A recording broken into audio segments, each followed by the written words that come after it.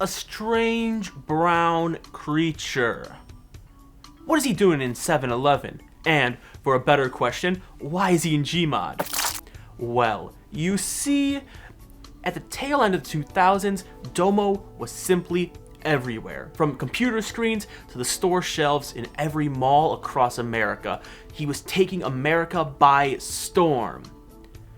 You could find him on 9gag and the backpacks of Scene Kids.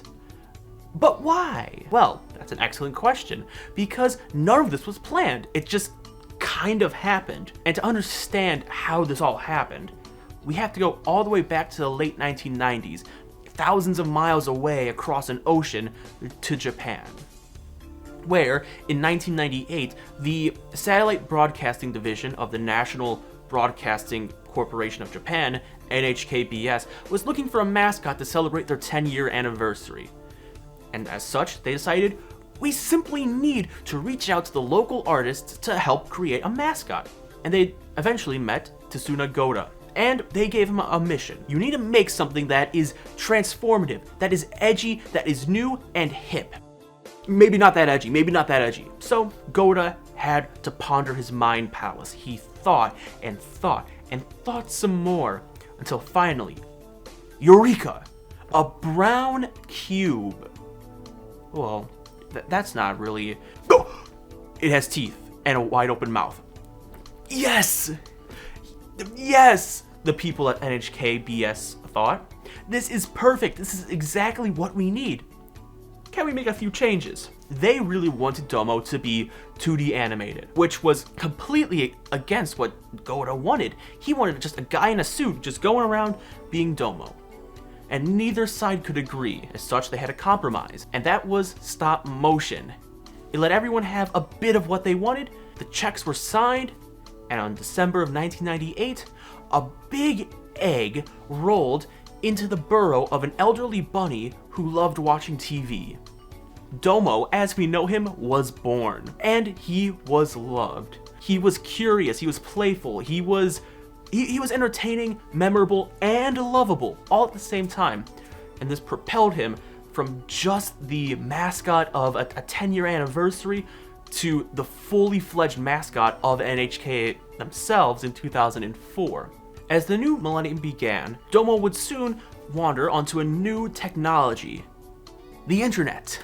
Starting around 2001, but possibly earlier, we start to see Domo appear on 2chan. And mostly he was seen in ASCII art, which makes sense. Domo is just a square with some triangles. You can easily make that with most of the characters on a keyboard.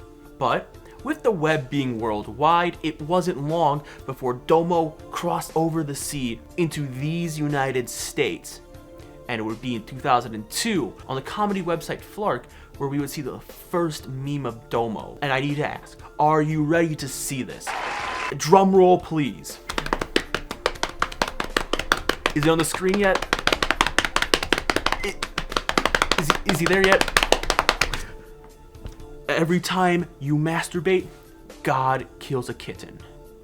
This was it. This was new. This was explorative. This was funny.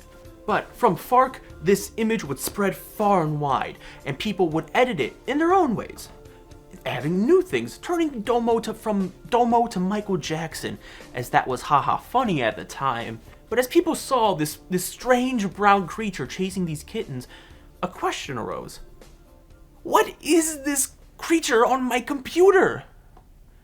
And that would bring people to the original NHK shorts, which, thanks to their tiny length of only being 30, maybe 31 seconds, gave them an incredibly small file size, which made it incredibly easy to share around in the era of doo-doo fart internet, as they called it. And without the context people in Japan had, people added their own. People began projecting whatever assumptions they had onto Domo. We started seeing him everywhere. He was on the Windows XP Bliss background.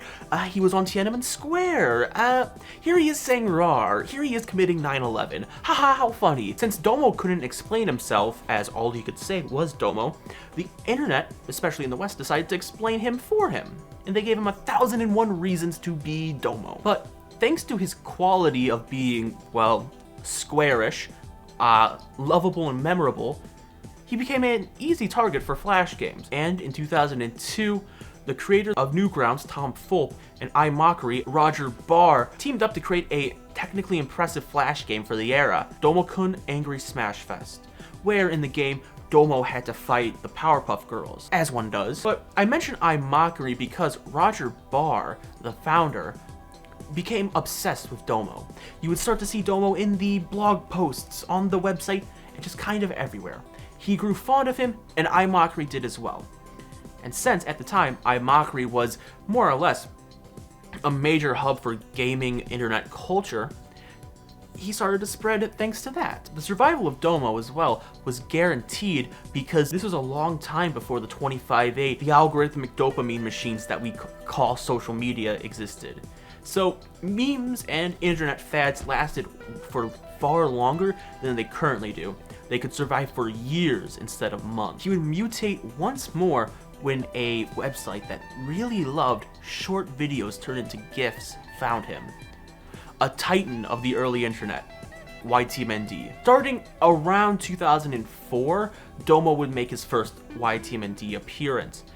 Thanks to the absurd nature of the shorts, their short nature as well, and the fact that Domo be funny, it made him perfect fodder for the site, because you could really pair him with any audio fad that was going on at the time, give him a simple caption, and 9 times out of 10, it was pretty funny. It was hashtag LOL, and Domo could really fill the role of the lead actor perfectly. His minimal expressions allowed him to take any role, because you could just add any context you wanted. He's not moving his mouth around, he's not doing anything. It's just him with his wide open mouth, flailing his arms around, or being a newscaster, or just kind of anything, and it would work. But Domofication was not just isolated to YTMND, it was spreading everywhere. You could find him on Something Awful, 4chan, early YouTube, 9gag, the GameFAQs spin-off Lulink's ETI. Domo effectively could act as a canvas for anything that people could put their mind palaces to. But his Domofication of the internet was not the total victory. That was simply his ulcer-lips. Now he had a march on Moscow. So, if you didn't know Domo from the internet, this is probably where you met him. Starting with the NHK and Nickelodeon partnership that created the Domo Show, which, instead of being 30 seconds, was 2 minutes, and acted more or less as bumpers in between shows on Nick. Now, with Domo's presence on American television, his invasion of retail could truly begin, starting in September of 2008, where he became the mascot of Target's Halloween season. Now, he could have a big old banner up on aisle 7, you know, a bunch of cheaply made sweatshop costumes, and plushies and toys, and more importantly, the terminally offline got their first glimpses of him. And they went, wow, this guy sure is swell. I hope they make him on a bunch of cheap junk, as now, Domo was mass commercialized and mass produced. You could find him on toasters, on keychains, on lanyards, on folders, on pencils, on pens, on Claire's piercings, on tattoos, on with mustaches, with Marvel, with DC, with whatever else. Domo was everywhere. 2009 was shaping up to be the year of Domo, thanks to one convenience store chain. You know them, you're content with them, 7-Eleven. Domo's partnership with 7-Eleven represents the zenith of Domo. This is why you found him on GM 7-Eleven. This is why he had a slushy flavor. And this is why, for a time, 7-Eleven was simply plastered with Domo. Here he was on a sign, there he was as a slushie, and now he has more cheap junk you could buy. But the convenience store was not enough. He needed to cross the street and go to the mall, where you could find him in Hot Topic, in Spencer's, in FYE, pretty much anywhere that had any hashtag nerdy, hashtags anything subculture, you could find Domo. What happened to Domo could really be described as proto-minionification, where cartoon character gets so popular that people just have to hate him. Domo's lobster was just too buttery, his steak too juicy, his champagne too fizzy and cold, and the internet had to hate him. He was too big, he was too mainstream, he was too successful. And also, it was too oversaturated now. Domo was everywhere. Well, the people who started to hate Domo didn't really have to act, because as fast as he showed up, he quickly disappeared. Starting in the 2010s, Domo's appearances in the United States gradually petered out until really he just vanished completely. And while in Japan, yes, he was still the one of the mascots of NHK, his appearances were pretty much reduced to just company appearances. You know, he would appear at things NHK were doing and other NHK stuff.